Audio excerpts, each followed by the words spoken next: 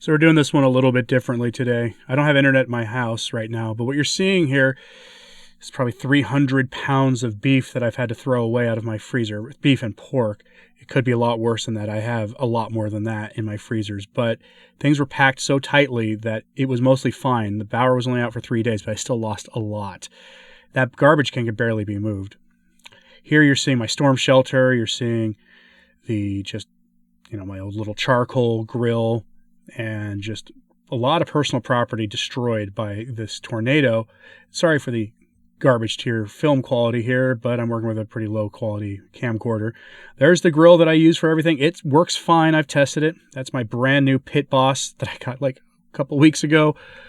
I haven't had a chance to test it yet. I will let you know how it goes. But that was my starter pellet grill right here, and it is destroyed. I suppose somebody who is very competent with, restoration of these kind of things could bang the thing back out to being good. But aside from it needing to be cleaned, yes, I know. I hadn't used it in a while. It needed to be cleaned, and I was going to get to it before the season started, but it's a moot point now.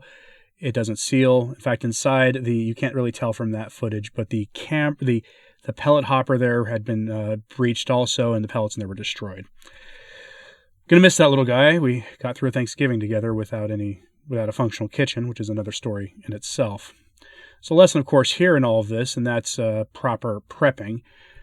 The beef that I lost could have been averted with a generator. It had been on my list of things to get, but I had not gotten around to it.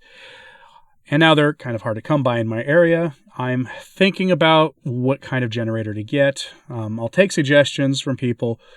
I'd like to go with something a little more unorthodox than just, storing a bunch of gasoline in a gas generator, especially since people were stealing them from people, like finding them where they were from, where they were going on after the storm, and stealing them.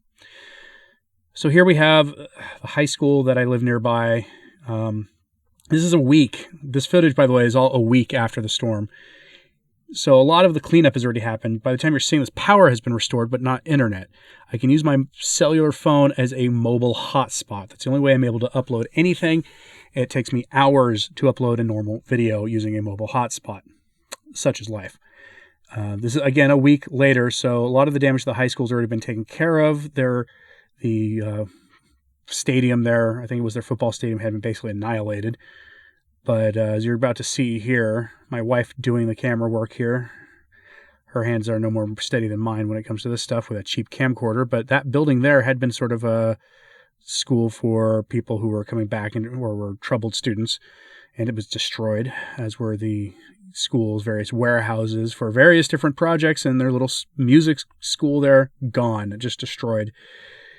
Literally, this is just blocks from my house, and this is part of where the thing initially came through. Or things, because we're getting, the local weathermen are now saying it actually was a cluster of small tornadoes that did this, not a single one. I was never sure what this business was, but they've got some sort of tarp system making it so they can keep doing their work. There was a grocery store nearby that I bought all my tri-tip from, well, most of it when my rancher doesn't have it. Although he did have it, I managed to replace some of my tri-tip by going to him. So when I get my reset started over again, I have some of what I need for that. But a lot of things here were just hit hard. It's amazing too, because the grocery store's like basically across the street, kitty corner from all this, and most of this is, they're fine. You wouldn't know anything happened. And you won't see footage of the grocery store, but it got its front completely blown in. There's a Planet Fitness next to it, and it got all their equipment. I don't like Planet Fitness, but all their equipment is very nice, and their equipment was just destroyed. Like, I saw footage of it and pictures of it on our community Facebook page, and it was just gone. Small businesses here, just gone. And this is really, it should get people thinking about how to maintain what they do when the worst hits, because one of the things we're seeing here, and there's a glimpse at that grocery store. One of the things we're seeing here is that in the aftermath, a lot of people lost a lot of food. A lot of people can't get to work. And, what do you do you are on a meat-based diet of some kind when all of your access to food is suddenly cut off? There are other grocery stores in town, but if you don't have power, some people here went almost a week without electricity.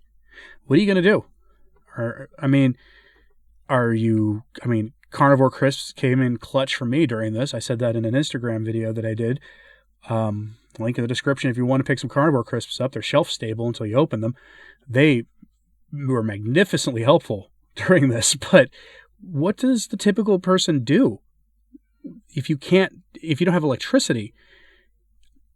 How do you stay on your meat-based diet? There were people, the community really came together. And people from hundreds and miles away drove in and were giving out, hamburgers and hot dogs and that kind of stuff. But there were also people who were in the part of town completely unaffected, other than maybe having no internet, who came down to the place and took advantage of the freebies too. This one's kind of heartbreaking. It's not exactly a place I can eat on a carb-restricted diet, but it's a family Italian restaurant. They got hit pretty hard. You wouldn't know it looking at it, but gentleman here on his bike that's powered by a gas engine of some kind. But we're passing here an eye doctor, and you have this, Greek restaurant that had closed a long time ago, but their restaurant had been sat empty and is just gone. My eye doctor right there. One of the original Sonic restaurants, barely touched, but things just a few blocks away just look like something out of your typical storm chaser footage. Like after what you see in the aftermath of a tornado, like what you're watching now, actually. But it really does. This is why I haven't been uploading anything, because there just hasn't been anything to upload and no real ability to upload. That is a barbecue restaurant that's gone. That building had been sitting empty for a while, and that's even worse shape than it was before. Mom and pop flower shop has got its power on. They're still doing business. This church you're seeing here is part of Oklahoma Baptist University, and that place, I think the thing went right through it because there's not much left of it. But you see, it's weird how these things work. You never really understand the awesome power of nature, and tornadoes are something we just don't understand, because if you look over here, a place that had, famous for its local burgers, I'm not talking about Brahms, although their burgers aren't bad. There's a pile of sticks over there. Used to be a little diner called the Boomerang Diner, and they had a dozen different burgers on the menu, and every single one of them could be done keto style if you wanted, because they wised up real quick when keto hit. And I'd gotten keto burgers there a few times. Their burgers are pretty good. But they got destroyed when things right next to them were left mostly unscathed. This will not surprise anybody to know that the McDonald's that got damaged was reopened within a couple of days. McDonald's Corporation, being ruthless, got that building reopened quickly. But the local mom and pop steakhouse that's next to it, they're going to be gone for a month at least. But where the footage you're seeing here now is out of a part of the town where things went, where it got really bad. And it doesn't look that bad from this footage, but the other side of the street is much worse.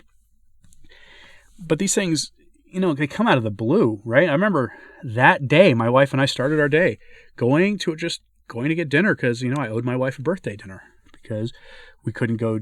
We were just too busy to do her birthday related stuff when her birthday was a few weeks earlier. So the day the storm hit, we were having, dinner at a nearby nice-ish restaurant. And that night, we were all huddling in our storm shelter. And clearly some people had it worse off than we did. In fact, a lot of people did. In that apartment complex, there's a lot of people who don't have a place to live right now. That's a family-run business. They can't go do their work now. Their insurance company is hopefully going to help them out, but, the storm insurance, home insurance, business insurance are very, they're bean counters, and they do what bean counters do, which is give out the least amount of money that they can get away with. But yeah, this is what happened, and this is why I haven't been uploading, because this is what my town looks like right now. I don't have internet. I can use my cell phone for limited internet connectivity for limited amounts of time per day, and it takes hours to upload a video. And that's an improvement. For a few days there, you could barely use a cell phone at all. Like half the towers in town were gone, but AT&T and T-Mobile got it all up and running again. But yeah, here we are beginning to hit the fast food sector of town. We are stopping at a light. Every light at the time was down. I actually drove through this. We filmed this yesterday compared to when I'm recording it and putting this video for you together. Those lights are actually, that intersection's lights are back up.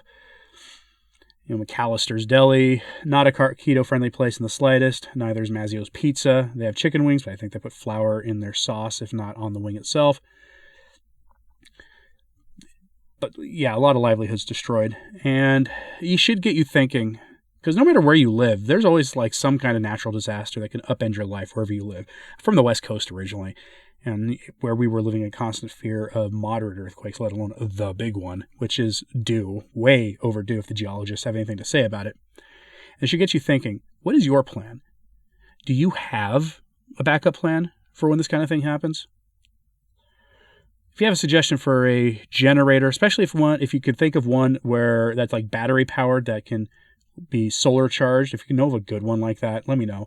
Because, or something that's quiet, because again, there were a lot of stories of people having their generators stolen from them out of their sheds after the storm, because the storm brought out the best in people, but it also brought out the worst. That one made me sad. Bricktown, yeah, like that place, damaged. There's the McDonald's, already reopened, because of course they are. Anyway, this is why I haven't been around.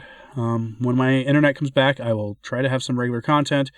And my Carnivore reset that just got started when the thing hit is getting rebooted again, because we had to stay in a place where I was subjected to dairy combined with hyper stress, and my health is getting worse and worse. So, yeah. But this is my town. This is what we're dealing with. Thanks for watching. Like and subscribe if you haven't. It does help. God bless.